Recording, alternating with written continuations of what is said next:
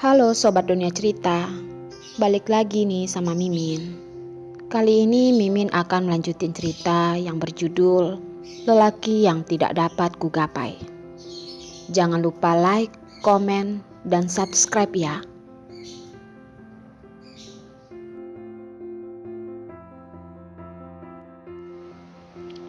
Kami baik-baik saja.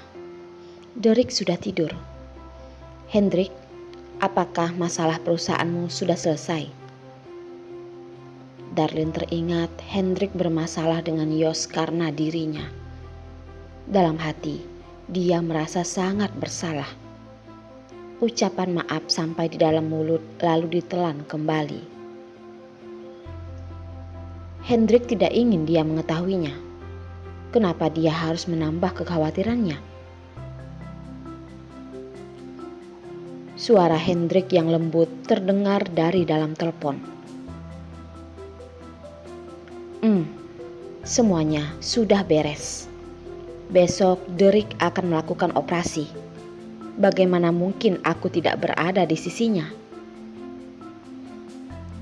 Darlin mendengar Hendrik yang tidak peduli melakukan apapun selalu mempertimbangkan mereka terlebih dahulu. Hatinya pun merasa tidak enak. Tiba-tiba ingin meneteskan air mata. Tenggorokannya terasa ketat. Suaranya terdengar serak. Hendrik, tolong kamu jangan begitu baik padaku. Dia benar-benar tidak bisa membalasnya. Hendrik menyadari suara Darlin terdengar aneh. Langsung dengan perhatian bertanya. Darlin, apakah terjadi sesuatu? Kamu jangan takut. Aku akan segera naik ke pesawat. Setelah Hendrik kembali ke dalam negeri dan mengetahui Yos tidak berada di kota Leidong, dia pun menyuruh orang pergi menyelidikinya, namun tidak menemukan jejaknya. Walaupun tidak yakin, tapi insting memberitahunya kalau Yos pergi ke tempat Darlin berada. Aku tidak apa-apa, hanya merasa sangat terharu. Dan aku juga tidak bisa membalas kebaikanmu. Jadi emosiku tidak terkendali. Aku benar-benar baik-baik saja. Darlin takut dirinya akan mempengaruhi Hendrik. Buru-buru berkata, Hendrik, kamu jangan khawatir ya. Suara Hendrik yang jernih bagaikan suara air yang mengalir memasuki telinga Darlin. Darlin, apakah kamu sedang mengkhawatirkanku? Darlin termenung, menenangkan perasaannya, berpura-pura jujur berkata, Tentu saja khawatir. Kamu itu adalah temanku. Bagaimana mungkin aku tidak bisa khawatir? Teman baik ya. Hendrik tetap merasa sedih, tapi dengan cepat menyemangati dirinya. Perhatian Darlin sudah adalah sebuah keperkembangan. Kenapa dia harus buru-buru? Darlin, sudah malam. Kamu tidur dulu ya. Besok saat kamu bangun, aku sudah akan sampai di hadapanmu. Dia tidak tega membiarkan Darlin bergadang. Darlin pun mengiyakan. Baik, Hendrik, kamu juga jangan terlalu kelelahan. Setelah menutup telepon, wajah Darlin terlihat serius dan mendesah. Dia tetap tidak bisa membuka hatinya untuk Hendrik.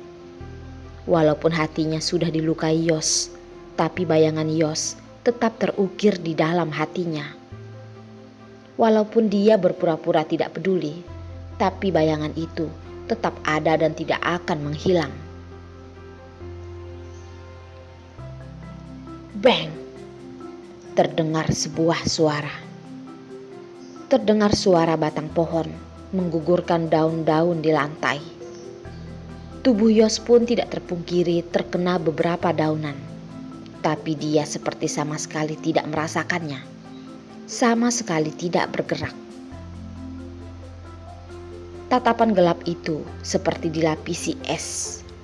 Tangannya dikepal dan meninju pohon. Tetesan cairan pun terjatuh, menghilang di lantai. Itu adalah darahnya. Darlin bahkan berani menggunakan trik padanya. Setelah dia sadar, mana mungkin ada bayangan Darlin lagi. Wajah Yos terlihat begitu mengerikan dan tidak tahu apakah dia marah pada Darlin karena tendangan kejamnya itu atau marah pada dirinya sendiri yang sama sekali tidak berjaga-jaga dan ditendang begitu saja oleh Darlin. Mungkin masih ada satu hal.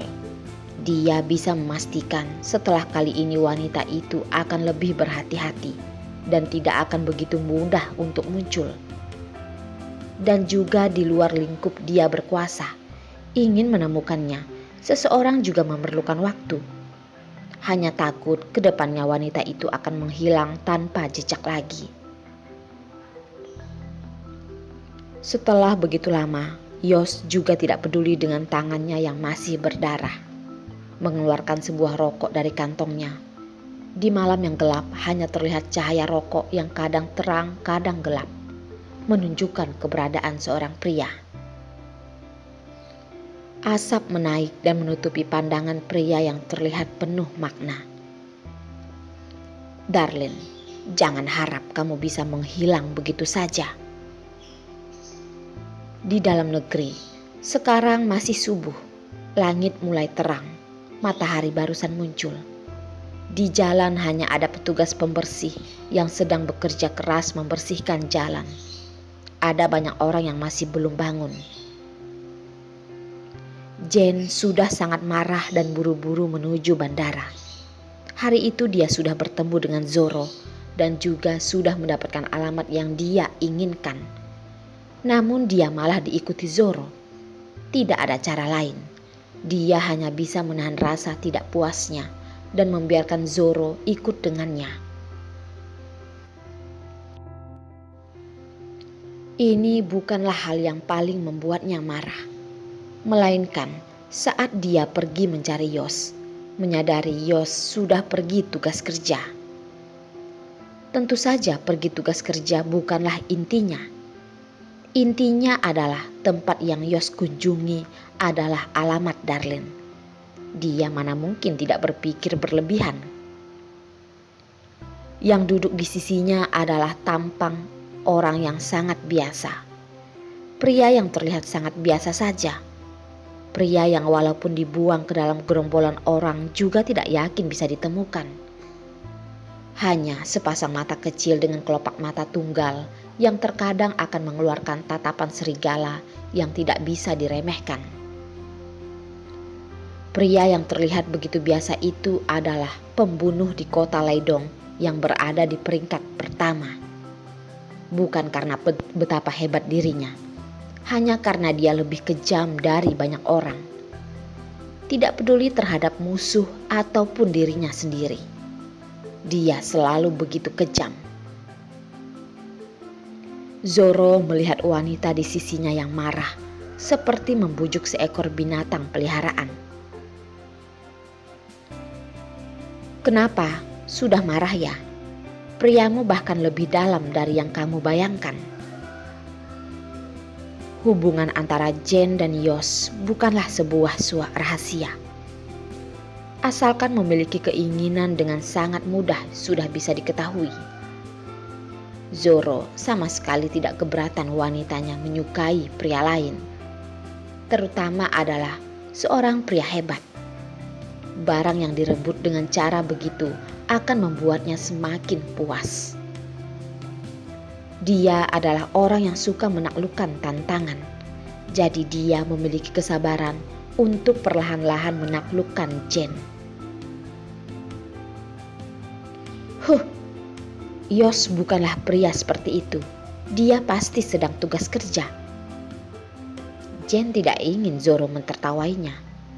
Berpura-pura berkata dengan lapang dada. Zoro juga tidak berdebat dengannya, mengangkat tangan sekali demi sekali mengelus rambutnya. Patuhlah, sebentar lagi kamu akan melihat wanita itu. Jen bahkan ingin langsung menepuk tangan itu, tapi dia memiliki perjanjian dengan Zoro. Selain tindakan romantis, sentuhan ini dia tidak boleh menolaknya. Zoro, sebaiknya kamu jangan membuatku kecewa. Kalau tidak, semua penghinaan yang dia terima pasti akan dia balas dengan berlipat ganda. Zoro menyukai sepasang tatapan Zen yang indah dan penuh kebencian itu. Wanita yang penakut bagaikan tikus hanya pantas untuk menerima pelampiasan. Hanya dia yang memiliki kepribadian jelas akan cinta dan benci yang sepadan dengannya. Tenang saja, orang aku sudah menemukannya. Ingin melakukan apa, terserah dengan keputusanmu. Jen mendengar janji Zoro. Kebencian di matanya sama sekali tidak disembunyikan. Bagaimana dengan si benih iblis itu? Seharusnya sedang bersiap-siap untuk melakukan operasi, kata Zoro sambil menaikkan alis. Jen tertegun, dengan cepat tersadar, tersenyum dengan begitu mengerikan. Ternyata memang benih iblis, karma. Terkena penyakit apa sampai dokter dalam negeri tidak bisa mengobatinya? Zoro melihat ekspresi senang Jen, juga ikut tersenyum. Dengan tidak peduli berkata, dengar-dengar sepertinya itu adalah penyakit jantung. Tidak tahu masih bisa hidup berapa lama. Begitu Jen mendengar anak Darlin mengidap penyakit jantung, dalam hatinya sudah ada rencana. Dia sudah memikirkan bagaimana cara membalas dendam pada Darlin. Membuatnya lebih baik mati daripada hidup. Seperti operasi berlangsung sampai setengah, terjadi kecelakaan yang membuat benih iblis itu mati. Kita pergi sekarang, apakah masih sempat? Zoro bahkan tidak menatapnya, lalu berkata, tenang saja. Tidak akan membiarkanmu melewati momen yang paling seru ini.